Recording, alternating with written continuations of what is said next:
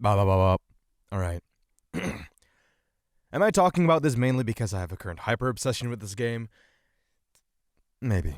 I'll do my best to talk about this level with as little bias as possible.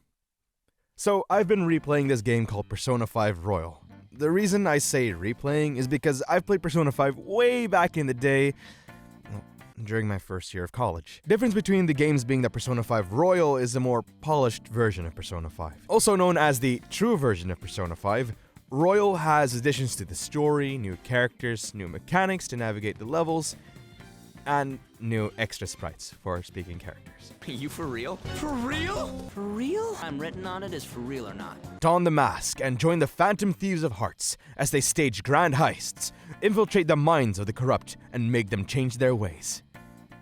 Or at least that's how the Steam page introduces the PC port of the game. Now that I've tried to introduce Persona 5 as briefly as I can get into why the entry level is an absolutely amazingly put together experience. Totally not biased, I swear, I promise, I think. Persona 5 Royal starts off with a cutscene that looks and sounds so good, you'd be forgiven if you mistook it to be an actual anime. Here you see our main protagonist jump around and parkour across the top side of a casino, which then transitions into the first part of our actual gameplay. Here we first get some voice dialogue within Royal's highly stylized UI, and then we get to continue the parkour and navigation that was shown in the intro cutscene. While I do love this game, the one thing that I do find a little disappointing was the fact that the 3D movement feels absolutely amazing for a 3D platformer. But the way that you navigate levels in Royal is not that at all. It does immediately teach you how the game handles level navigation in an interesting way, but instead of 3D platformer-esque movement, you walk around until you get a pop-up which indicates locations that you can jump to and from, making you look for locations where you can actually do something instead of allowing you to take that leap of faith yourself. The rest of the game, however, more than makes up for this. Can you tell I really like this game? After a little more parkour, you make it to an area where we are greeted by another cutscene, however, not in the style of an anime, but more using the in-game models. Despite these scenes not being hand-drawn like anime, they still feel like they're ripped straight out of an anime with the way that the movement and camera are choreographed. The protagonist gets surrounded by guards and has to fight them, so to do so, he leaps on top of one of the guards to rip their mask off to fight the monster within. This then seamlessly transitions into another part of Royal's gameplay, its turn-based JRPG combat system, immediately showing off what your options are in Persona's trademark style. After some more cutscenes and navigating, the game throws you in an area where you're forced to use its stealth mechanic to get through certain areas. After sneaking past this one guard, you get faced with a similar issue. But instead of forcing you to stealth past the guard again, you are then shown a different way to get past obstacles, your grappling hook.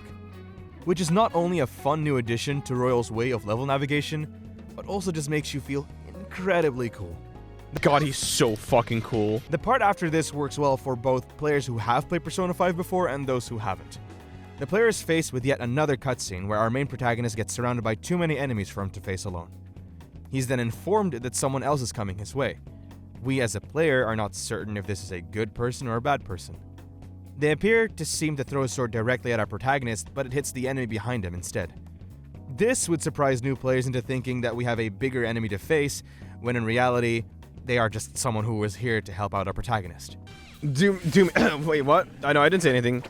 Hello? Hello? This cutscene then also transitions into another instance of the turn-based JRPG combat, but instead of facing one enemy, you face multiple, but also have another teammate to help fight. You can play the battle out as you usually would with others, but in this battle, you finish the enemies with one of Persona 5's most iconic finishing moves, the all-out attack, along with a highly stylized end screen depending on who landed the finishing blow to the enemy. Very visually pleasing. Then after that battle, more dialogue takes place to hint at past happenings between the characters, which indicates that we as the player are playing a story that's already been ongoing and makes us curious as to what happened prior to us breaking into a casino. After this last gameplay cutscene style dialogue, we're thrown back into the hand-drawn anime cutscene, where we at first escaped the casino but end up getting caught by the police and told that we were sold out by one of our teammates, leaving us on a cliffhanger. Which then concludes the first level of Royal. This intro level is a bit of a hand-holdy way of introduction, but later on in the game this becomes less and less.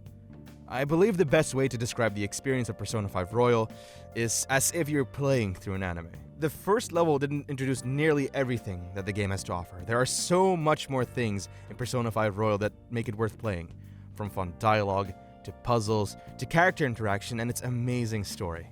But the first level of Persona 5 Royal does everything it should to give its players a quick rundown of the general vibe that the rest of the game is going to offer. A huge part of what makes Persona 5 Royal so charming is introduced within the first 10 minutes of the game.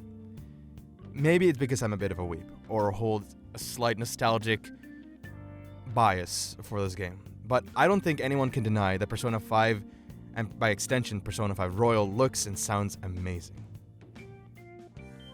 And especially its soundtrack. Holy shit!